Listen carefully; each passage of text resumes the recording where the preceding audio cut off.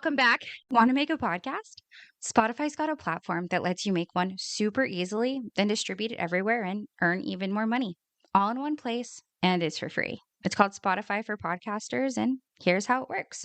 Spotify for Podcasters lets you record and edit podcasts right from your phone or computer, so no matter what your setup looks like, you can start creating today. Then you can distribute your podcast to Spotify and everywhere else podcasts are heard. Video podcasts are also available on Spotify. With Spotify for Podcasters, you can earn money in a variety of ways, including ads and podcast subscriptions. Best of all, it's totally free with no catch. Ever since we discovered Spotify for Podcasters, we feel like having options like video podcasts, Q&A, and polls has let us be creative on a whole other level. I highly recommend you give it a try. So download Spotify for Podcasters app or go to www.spotify.com/podcasters to get started. X's and T podcast fans, it's Danny here. And you guys, I'm excited. I say this every time because I don't think that there is an episode that I've recorded yet that I haven't been excited about. And again, I'm really thankful for everybody who has reached out and has wanted to share their stories and has wanted to just be a part of our community. And I really appreciate that. And I know that every single person who has come onto this podcast appreciates that as well. And we're back with you guys again with anti-MLM content. So as always, got to give that quick disclaimer because your girl's not trying to get sued. Any of the organizations that we are going to be talking about today, all the names have been changed. Anybody that we talk about, I'm just going to say right now, it's not to defame you guys. We're just here to share a personal story. This is in no way, shape, or form to hate Amway. However, I do believe, allegedly, personally, in my personal opinion, they do co-sign this shit. So do with that information what you will. But today, you guys, we have another guest from Britt World Wide, which if you guys are not familiar, Britt World Wide is like the granddaddy of MLMs. This is where all of the Amway lines of affiliation kind of started. So I'm really excited because I have two amazing people who spent quite a bit of time in this organization. And I say quite a bit of time because it shows their loyalty. And I think that they have a fantastic perspective and you guys just have to hear what they have to say. So I would like to bring to you guys the Rebellious Crossline, Ariel and Ksenija. What is up, you guys? Thanks for coming. What up? Hey, thank you for having us. I love the Rebellious Crossline tag. We're so cool. We're cooler than we are. Look at that. Yeah. No, you guys, your story is pretty cool. I mean, as the Rebellious Crossline probably will give a little bit of context, a little bit of clues that you guys will hear later on. But you two were Crossline and you two are married now. I'm really excited to tell this story because so many times we hear, oh, crosslining is so bad. Crosslining is so bad. But you meet people and you connect with people. And you're told that these are the best of the best people that you want to get around. Why is it that you can't actually pursue a relationship? Like, why is it okay for some people to do it, but other people can't? Yes. So, I have to ask, how did you guys find the podcast? I was actually going on a rant when it comes to anti-Amway anything. I listen probably to every single podcast out there on Spotify. That's my platform I use. And then I saw yours and then I got hooked. So it was by chance. I was just literally seeking out anti-Amway just to feed my her anger, for my her bloodthirst, to feed my thirst. Yeah. Well, yours is obviously the best one. Obviously. Thank you. I appreciate that. I appreciate it. No, I'm really glad because I think the more anti-MLM content I listen to, I'm always like, man, I agree with you. It does feed that bloodthirst. That's like, I really am angry just because you hear all of the sad, messed up stories. So what is it that compelled you guys to want to come on and share your story? I'd say that after I haven't been in Amway. Well, I quit Amway 2 years ago. And for the first year, I was kind of like, all right, Ksenija, come on, let's just get over it and move on with our life. I didn't want to think about Amway anymore. I didn't want to put my energy into it. But Ksenija, different story. She was on her quest to take down the patriarchy or the organization or whatever. And I'm just like, come on, let's chill. Let's focus on our futures now, actually. But then, obviously we hear more and more stories. I'm now in a place I can say that I'm able to share my story now. And I've come out of the indoctrination enough to where I'm more open now than ever to talk about my experiences and our experiences. And I do think it's important to share experiences so that other people can make informed decisions. And, if they're also in a quest like Ksenija, we can also feed their what there's. And as So. well as I feel, given the indoctrination that people in Worldwide or BWW or any branch of Amway, they go through so much indoctrination and fear-based, life for so long that I don't think enough people actually are speaking out. And I'm a true believer that there's so many couples out there that went through similar situation that we did, but everybody is so scared to take any action because of how much emotional abuse they've been through. So I think it's more of just to encourage everybody else to speak out and really just to stop the MLM movement overall, especially Amway. And I think our generation is definitely waking up a little bit more. So glad that we have internet. Oh my goodness. Imagine in the 70s and the 60s, 80s, 90s, like right. No Carrier wonder all pigeons. these. Yeah, exactly. No wonder nobody else You're can go not diamond wrong. these days, and all the old diamonds from the 70s are rich. Yeah, because they didn't have the internet back in the day. Now these new diamonds are struggling. So, anyways. Yeah. Oh yeah. No, definitely. I love the take down the patriarchy, take down the establishment. That's been a common theme here, I have to say. No offense to all of our male listeners or you, Ariel, but we gotta say this organization is riddled with patriarchy. In fact, Cassia, that was the biggest thing that she wanted to talk about, which I'm really proud of her for doing that, because it's true. We as women in the organization, we do experience quite a bit of misogyny. But I'm right there with you guys. If you're a man listening to this and you got offended by taking down the patriarchy, come on, grow some stuff down there. But get your ego in check, boy. I love that. I thank you so much for that, because it's true. It is so true. And I always tell my significant other all the time, I'm like, listen, you're either going to be the part of the patriarchy that I'm going to take down, or you can be with me and we could take down other people. Like, that's your choice. And thankfully he's like, I like taking people down. Like, I'm down. I'm like, cool. Good shit, but it's true. But as far as what you were saying, Ksenija, is spreading the awareness. And I think that's so important. And you guys stopped a couple recently from joining this organization. I definitely shared your TikTok, but do you guys mind going into that a little bit? I am so excited to hear about it. Yeah, so let me paint a picture. It was a Monday afternoon. We both got home from work. And usually before in Amway, Mondays after work were 3 hours at a grocery store at the mall, walking around in my shoes with holes in them, trying to talk to people, trying to connect and, drop the message and blah, blah, blah. And it was filled with meetings and blah, blah, blah. So it was really tiring. We'll go into that maybe later. But to paint a picture, it's a Monday afternoon. 6 o'clock. We're like, let's go to cryotherapy. All right, after cryotherapy, let's have a date night. You know what? Let's go to Panera Bread. We go to Panera Bread. We get a little sandwich. We get a little soup. Having a great time. We walk into Panera Bread, and the first thing we see is a one girl dressed, to the nines, sharp, and then 2 other girls, and they're looking at a piece of paper, and I'm like, that looks familiar. And then we go closer, and we're listening, and we hear mentors, and then we hear mumbles, and then e-commerce and freedom, and what do you want to do with your life? We're like, oh my god, they're doing a meet and greet, so we got to sit as close as we can. So we sit as close as we can without being too obvious. And Ksenija is European, so they stare. Yeah, Europeans do stare. That's a common thing. It's not rude in our country. We just stare, and I just can't help but look at them the whole time. And I'm like, Ksenija, come on, that being so obvious. So, anyways, it was funny. We were listening to the entire meet and greet. We were well done with our meal, because Ksenija like, we got to say something to the girls or whatever. So we stayed at Panera Bread for an hour and a half, just waiting. And then you can share the next part. So we were waiting for an hour and a half. We even got an extra pastry to look like we're not creeps, waiting. Then at one point I write in my notes saying, this Amway Hanbot is trying to recruit these 2 girls. Should we do anything? No, not notes. She airdropped it. Well, that's what I'm saying. I took a screenshot. Oh, yeah.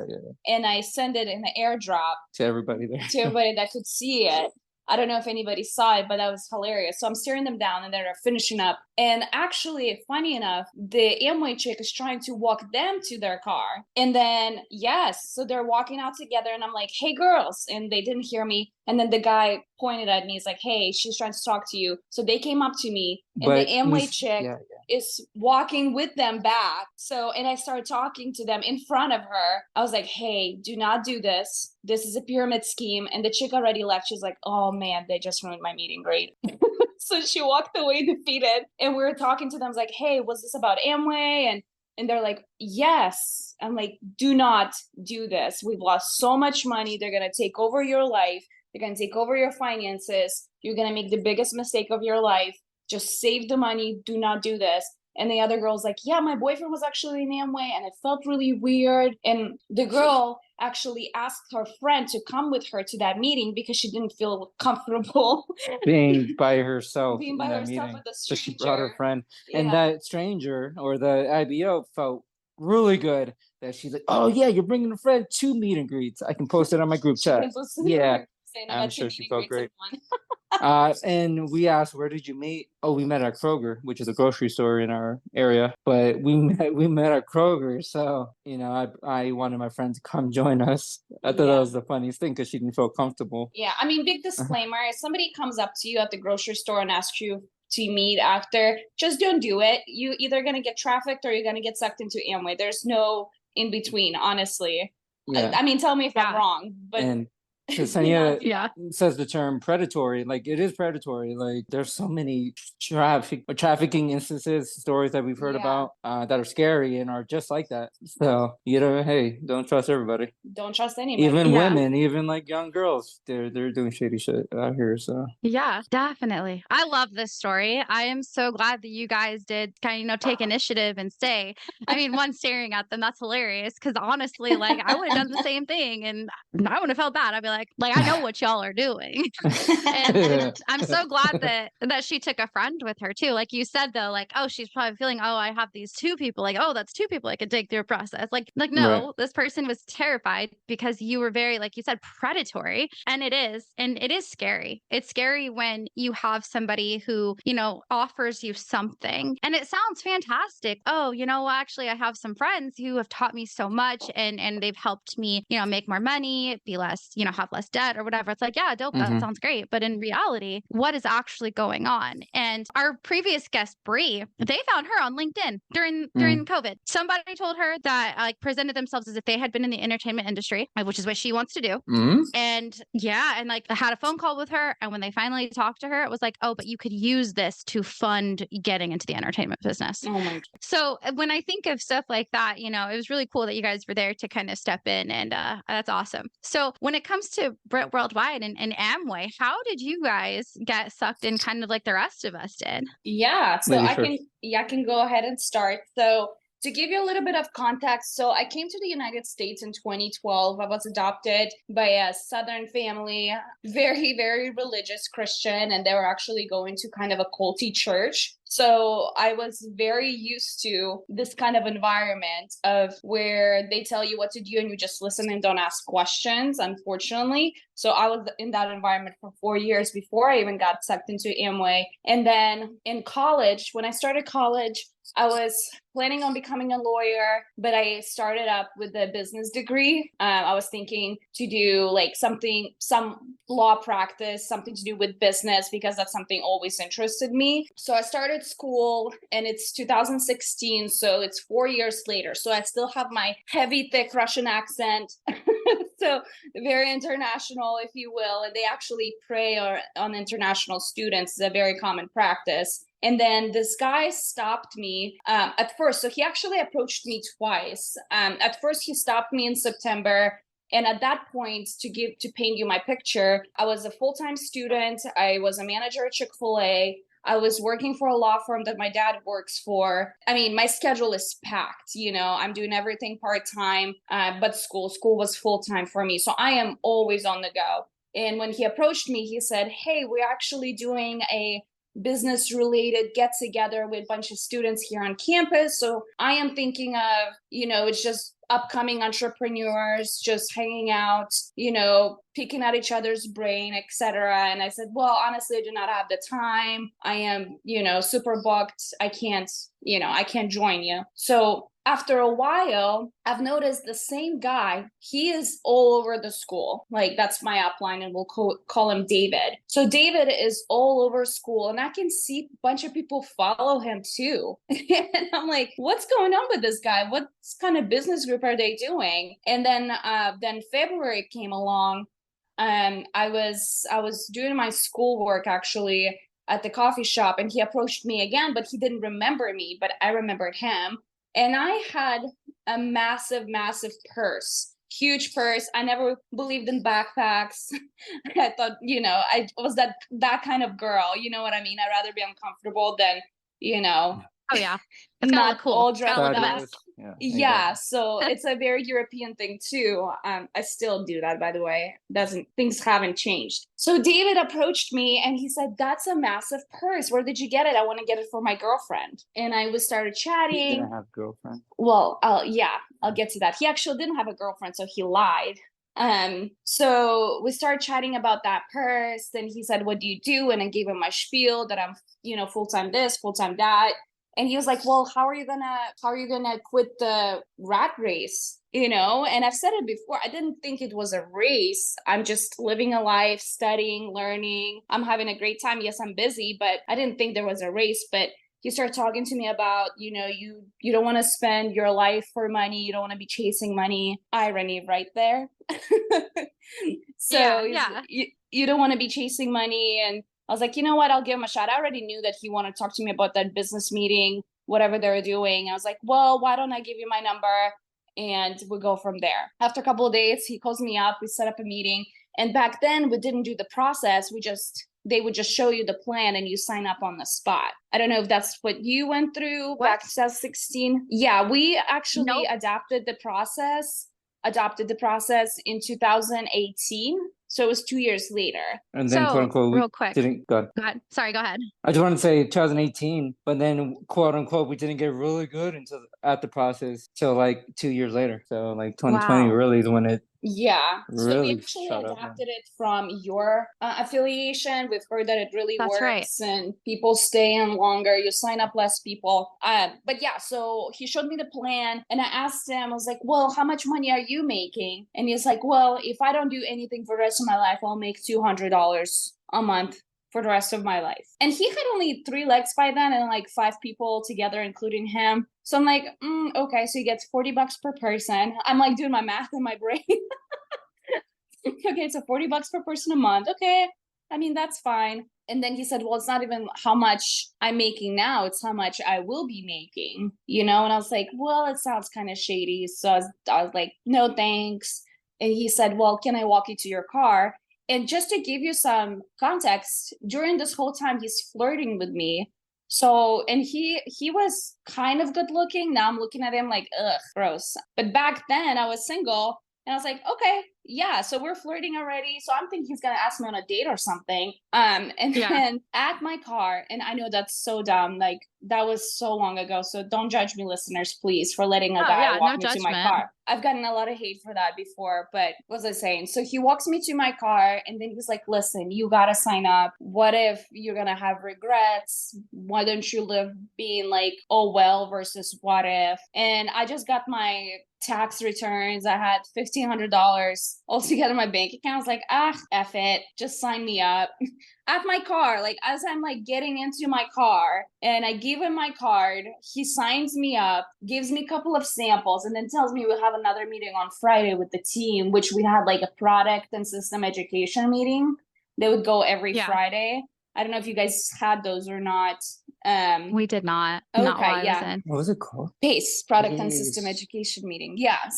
So, but I come home afterwards and I tell my parents, and then mind you, my parents are like, "Is this Amway?" I'm like, "That sounds like that what it was." Yes. And they're like, "Ksenija, do not do this. We were pearls in Amway," which for people that don't know, it's you are in Emerald qualification for the first month. They had over 300 people in his team. In the 70s or what? That was in the 90s. Yes. Wow. So do not do this. And my parents back in the day were very disciplinarian, if you will, and authoritative. So, and given that they were in that cult still as well, it's like, do not do this. Absolutely not. You're not allowed. And my Russian spicy blood that I have is like, absolutely not. You can't tell me what to do. Yeah. So, yeah, I do what I want. Don't talk to me. So I decided to go against their wishes. And then around the same time, I was dating a guy who was about 7 years older than me. And I started kind of getting serious, if you know what I mean, like physical. And then I had so much guilt about it that I went to my dad and told him that this has happened with me and my boyfriend. You can fill up that that's what it was. And my dad got so mad at me and he cried. Wow. Yeah, I know. My dad is way better now. We have a really good relationship. But back then, he was so controlling and he lost his mind. Like, oh, my daughter's not pure anymore, and she's in Amway. So my dad actually started following me everywhere I went, tracking my location. And at that point, I'm 19 years old. Tracking my location everywhere. And then with the meetings that we have with Amway, you come home at 2-3 a.m. You don't leave when they tell you like, oh, 10 o'clock is the end of it, you go home. No, they tell you, you come early, you stay late. So I would do that. And my dad, he sat me down and we had a huge fight about it. And he said, you being rebellious, you like hooking up with your boyfriend, you being an Amway, and like you cannot be in this house anymore. So my dad told me I have 3 days to leave. Like I have to pack my bags or quit, or like it's either I quit Amway and stay home, or I pack my bags and I leave. And by then, it's only been 1 week in Amway. Amway leaders would tell on stage that your parents will isolate you. Nobody's going to believe in your dreams. So, everybody's going to be very negative. So I'm very pumped up. I'm thinking, okay, this is my test and my testimony, I'm ready. Like, screw you, Dad, I'm gonna leave. So I actually called my friend and I asked to stay with her, and she had an empty room with no furniture. So I was paying like $250 a month for a room, and I like slept on the floor for 2 years. Wow. Yeah, I was so stubborn. I probably should have listened, I mean, hindsight 2020, Right. but I was so stubborn. You don't know. Yeah. And what's interesting too is that when I talked to David about that my parents are kicking me out and I don't have money, nobody offered me a place to stay. Nobody offered any potential solution. Or was like, hey, maybe just wait until you save that, go back home, be safe, because who knows where I was going to stay, right? Technically. Yeah, definitely. Be safe, go home, or stay at our place. Nobody given me any of that. They just told me, well, you have to figure it out. You can sleep on the floor for 2 years. That's fine. No empathy, sympathy, nothing of that. So that was my rough start. And that all happened like within a month. You know what I mean? I got kicked out of my house and in the new place with no support system, So my family shut me out. I didn't speak to my family after that for a couple of years until actually Ariel came into my life. So that was the beginning of it. And when you think about it, I'm an ideal candidate. My family doesn't talk to me. I'm very vulnerable. Like, I'm seeking a community. This is it. So that's how I got sucked in. Yeah. Wow. Okay. First of all, I have so many things. Number one, wow. And I bet they praised you for that too. They always would send cakes down. They would say, oh, such and such would sleep in their car because their parents kicked them out. Like, that's how dedicated they are. And it's it feels good, but at the same time, it's like devastating. And I'm so sorry that you went through that with your family. I know family dynamics are always different and it's challenging, and I'm so sorry. And it's really interesting to hear that your parents had been in Amway. Were they in one of the tools businesses? And did they mention which one? They were part of the Jaeger group. Oh, no way. Yeah, they're were. OG. Yes, they were. And what happened with my dad is that obviously he was starting making money. My mom, quote unquote, retired, but honestly, it's not just a stay-at-home mom, but she just decided to stay at home. So it had not to do with Amway being, getting retired. Yeah. That was the plan anyways. But they were saying, oh, she retired because of Amway. But what happened with him, so his upline actually lived in Mississippi. And my dad lived in Tennessee with my mom. And he went to his upline's house. And his upline is high up emerald in diamond qualification, something like that. And, the perception that we have of diamonds is that they're on stage, all glammed, gowns, tuxedos, all of that, they're portraying to be so rich. But when my dad came to that place, it was a mess. Like, the whole place was trashed and they had a bunch of books everywhere. So I always joke Wow. about how most MLMs stack products, but Amway people stack books. Yeah.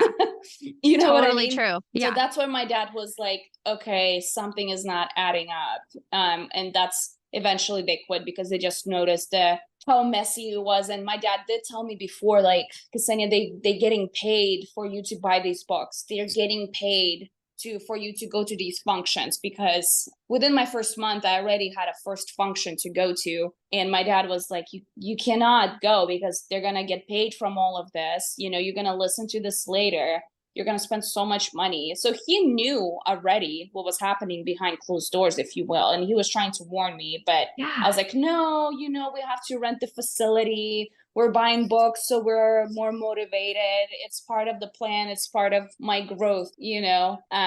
But yeah, Yeah. my dad tried to warn me. No way. So he knew because he was Mm-hmm. there. Yeah. Yeah, and you know what's crazy is they try to make us sound crazy because they're like, no, we don't. Like they don't ever tell you that they're getting paid. But somebody was like, no, I've been in there and that's what's happening. Did your Yeah. upline, like, did you ever go to that go with that information to your upline and ask them, and did they have any adverse reaction to that? And what was their reaction, if any? Yeah, I never mentioned anything about tools because I didn't believe it. I was like, this sounds Okay. ridiculous. I just Got refused to it. believe that part. I was like, Dad, you're just trying to get me out of it. You're going to tell me whatever you need to tell me. I don't believe you. So I never came to that information, but they were actually, they weren't talking down to my dad or on my dad. Sure. But they put him down for being a quitter. It's like, oh, your life could have been so much better. And mind you, we were pretty privileged. Like my family I was adopted into, they had a really nice house. We grew up on the golf course, really great community. And then my upline picked me up one time to go to his house to pick up some products and go to a meeting. And I saw my upline's house. And I'm not saying, everybody's situation is different, but what I have a problem with is that my upline David was portraying himself to be this rich guy and have all these things, and I saw his house and it was not what I expected. It was It's completely gross.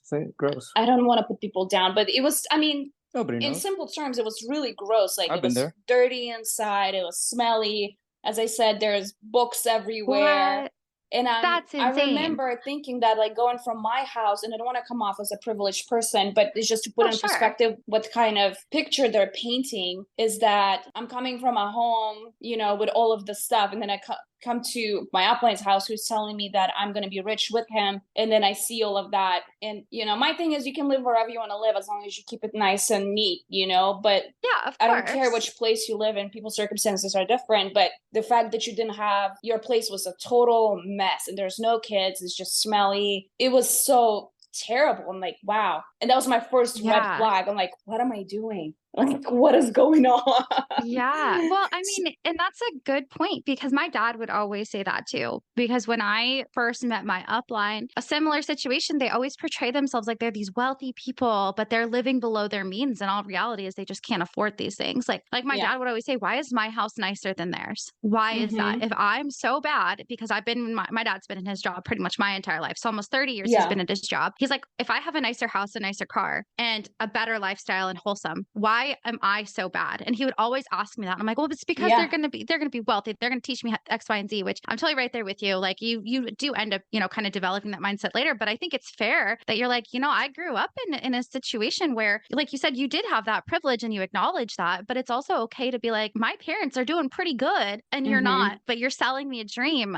So I totally see where you're coming from with that. But I kind of want to go back for just a quick second and make a quick comment. I'm so angered at the fact that this person pressured you at your car and that you kind of felt like obligated to kind of like, oh yeah, sure, like why not? Like Mm-hmm. that's insane to me. Yeah. And just and they like were praising you for getting ripped away from your family. I mean, that is so much. I mean, and you said this is just the first month in business. This is first month, What? honey. We're just starting. Be a long episode, y'all. But I no, know. I It's mean probably gonna be 3-parter. yeah. I mean, hey, we're cool with that. But Uh, yeah, so okay. So Ariel, how did you get involved? Part two. I did want to go back real quick to answer my version of your question. You asked if you were to go to your upline and ask like about the books, you get paid from the tools and whatever. What the upline or the IBO being asked would say is, oh, you'd have to be at a certain level to get privileged to that information, to get access to that information. I guaranteed almost 90% of the time. The other 10% of the time, that upline doesn't know what to say. So he'll just make up jibber jabber, or maybe he doesn't even know. So I did want to give diversion of that question. But me, I started when I was 19, 29 now. So it's about a decade ago. At 19, I'm Colombian and Dominican. I grew up in an Hispanic household. I was born in New York, came to Atlanta when I was 8 years old. So I grew up in Georgia. Growing up, I had a lot of anxiety, a lot of depression. I don't know. I got picked on, I guess, a lot. So that caused me to have really really shitty self-image. I thought I was the scum of the earth for a long time. I was 300 pounds at 15. I lost all the weight, but I got down to 140 when I was 18. Too skinny. But, that didn't change who I was, really. I had a lot of anxiety, had a lot of depression deep down, but I masked it to save face or whatever. And I didn't do well in school. Not like Ksenija. I'm very opposite. It took me years to graduate high school. Not that I'm a dumbass. I wasn't motivated to do anything. I was just too depressed and had too much anxiety. Anyways, when I lost the weight, I tried to have a little bit of confidence. I partied a lot. I drank a lot because that was my vice. But I always told myself, you know what? I don't know what I'm going to do with my life, but I know I'm going to do something great. And I told myself that probably preteens. I know I'm going to do something great with my life. Don't know what it is. I thought I wanted to be a DJ at one point. I thought I wanted to be an audio engineer, which does sound cool. I wanted to work with movies and do the sound effects behind that. I thought that was going to be my destination. So I wanted to pursue that. But at 19 years old, I was working at a Cine Bistro. So it's it's a movie theater, and then there's also a restaurant where you can get food and drinks and stuff. I was making $2.13 an hour with tips. Wow. But the tips, you have to split it with your whole team. So it was a pool. So it didn't make much money, and I was a team leader there, because I showed some potential, whatever. And then, but I still knew I wanted to do something great. And to give you more context, relate to the story I'm going to go into, I used to drink 4 Monsters a day with a 5-hour energy drink. So I loved energy drinks because it gave me a confidence boost and it helped me with my anxiety. So I thought. So I used to drink a lot of energy drinks. And my buddy, he was selling excess that I was working with out of his backpack. And I'm like, oh, what is that? One day I'm like, oh, what is that? I was like, yeah, it's an energy drink. It's B12. It's all natural, blah, blah, blah. Ollie, hey, can I have one? Can I buy one from you? Yeah. It was one for $4 for 2 cans or something. He was ripping me off. Something like that. So I'm like, all right, let me get it 2. So I got 2. I love grapefruit, so I tried the grapefruit excess. I'm like, dude, this is amazing. Oh my God. And I love grapefruit and I love energy drinks, so perfect. So eventually I became a really good customer of his, and I bought a lot of excess from him and I used it as an alternative. Months went by. I would buy excess from him almost every shift. And then I asked him, hey, are you making money from this?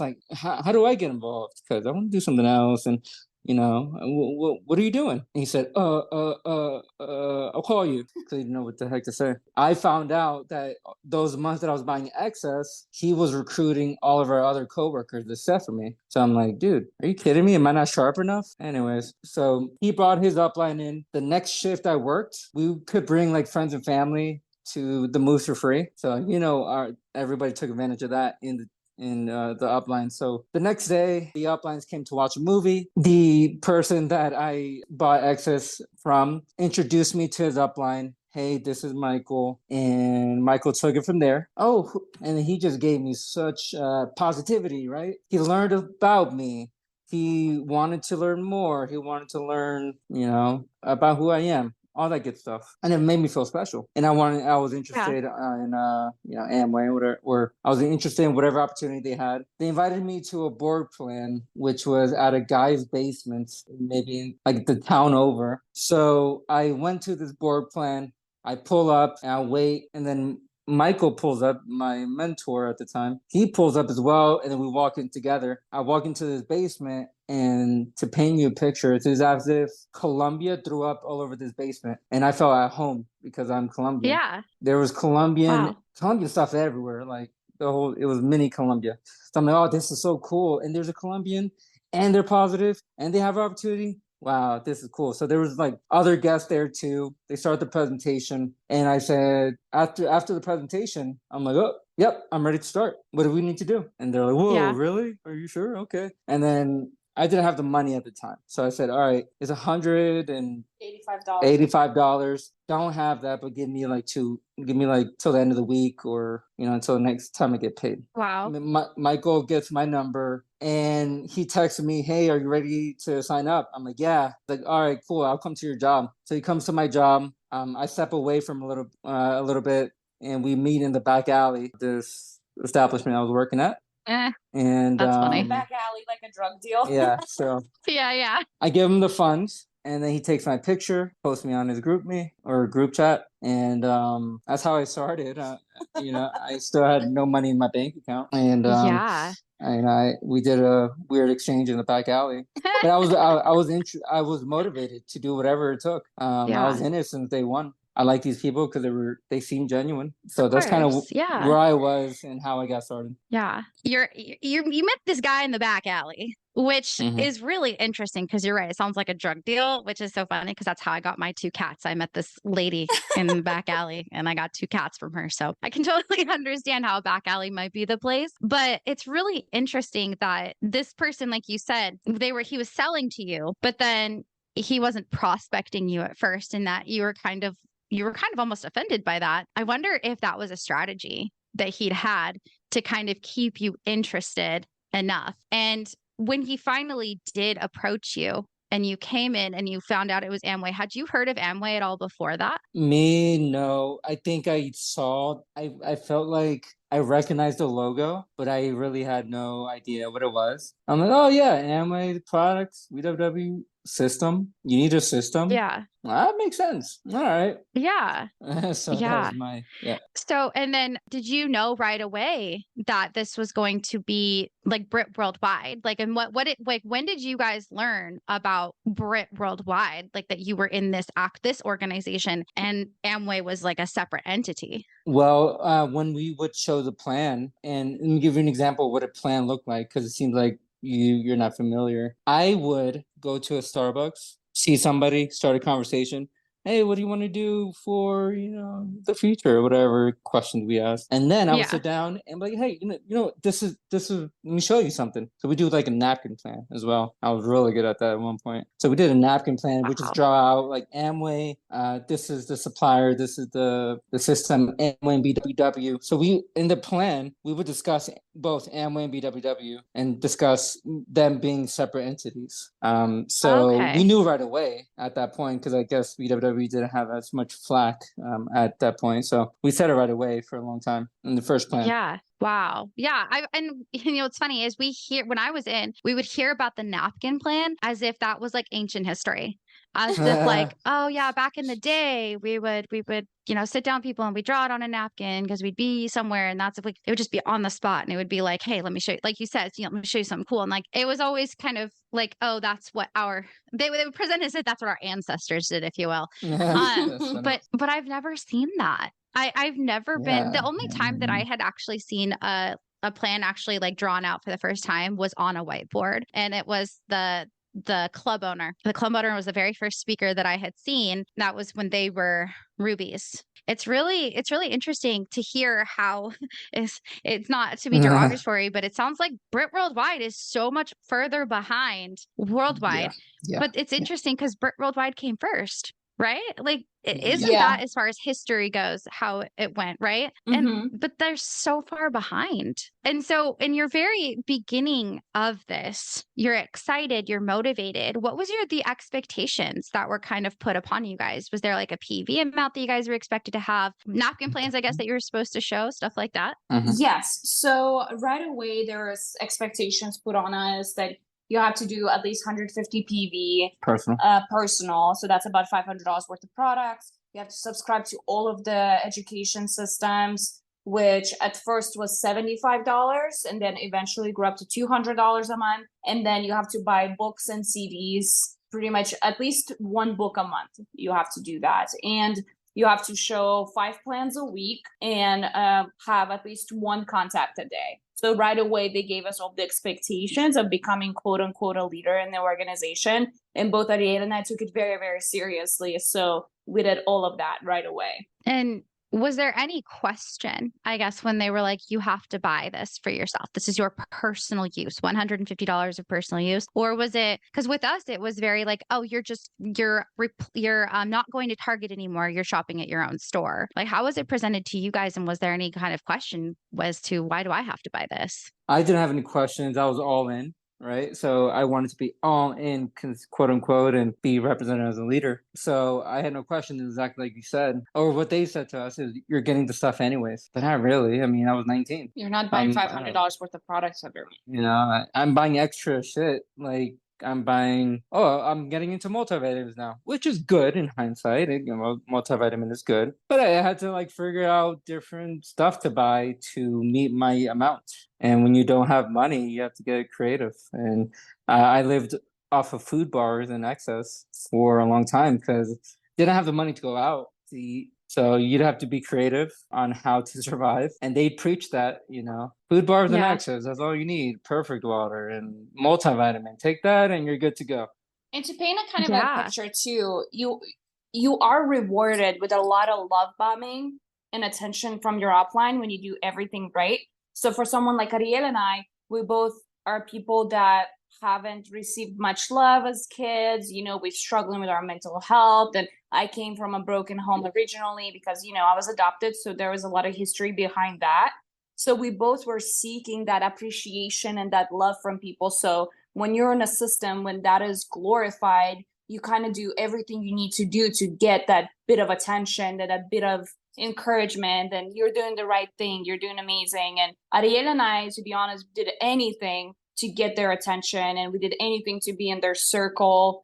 So whatever, if they asked us to jump, we'll ask how high. That's how committed both we were. And that's what actually attracted us to each other, because we both looked at each other like upcoming leaders. And they would have like different qualifiers. If you did this amount of meetings this month or X, Y, and Z, you did this. They do qualifiers. If you do 300 PV personal, then we go on a special cool, day trip and we'll go to the park and do like recreational sports or whatever. It's like, okay. I mean, that's cool. The incentives. And they want to create the pull. That was creating the pull for them. But that's really just manipulation, homie.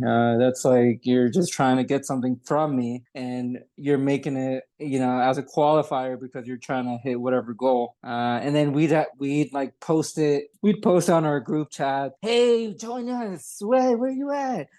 Next time. Oh man, we're having so much fun. Hey, so-and-so, take a video with me. Tell them how fun it is. Yeah, man, where you at, huh? Where you at? And it's like, and then creating the FOMO. And then the FOMO was real. I would have to do whatever it took. So I didn't have the FOMO because I had a team to lead by example with, right? So I did whatever I had to do. I mean, I did miss a lot of qualifiers, I'll be honest, because I couldn't meet the whatever quota. I didn't have the money or something. And I created so much FOMO for me, and that motivated even more. So that's what happened. It's so manipulative. They do that shit on purpose too. They want to create that FOMO for people, which is so bad for their mental health. Oh my goodness. I can remember one fucking incentive. This pisses me off to this day. My upline is kind of interesting.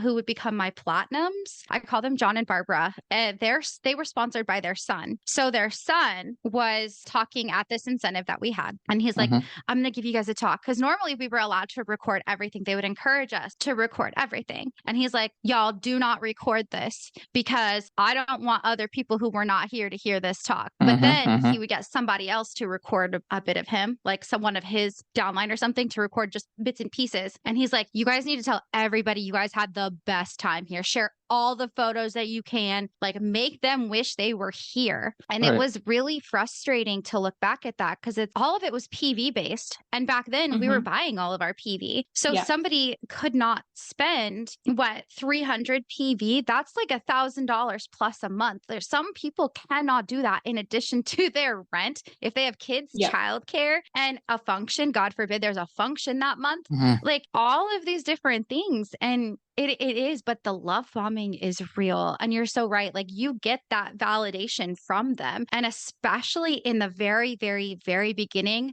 those are your best friends. They are Yeah. constantly hyping you up. And it sounds like that's exactly what you guys experienced too Yup. in the very beginning, which For is sure. really interesting.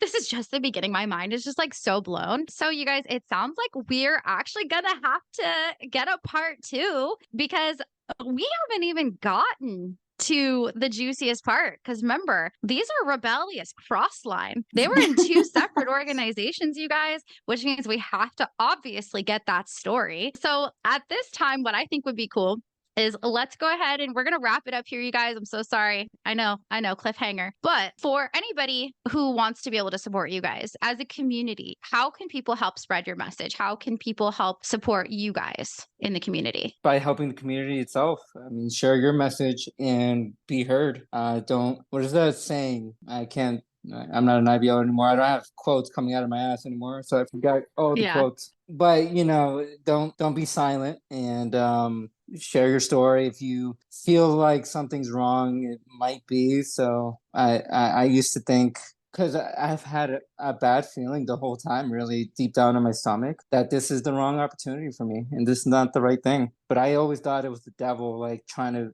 give me, trying to. I know. I thought it was like, oh, the devil's trying to like demotivate me and then get me out of my destiny because he wants to, whatever. And that's what I said. It's not, you don't have to support us in any way, but support the community. The best way you can pay it forward is just to become the biggest anti-MLM advocate. And if somebody's trying to recruit you, let them a little bit and then tell them the truth. Just let them get it out of their way so they can get their masabo for the day, if you will. but yeah, that's the best way you can do this. Is just pass it along and, get educated. And I'm sure a lot of people that you are associated with, most likely somebody's in MLM. So get educated. That's the best way to do that.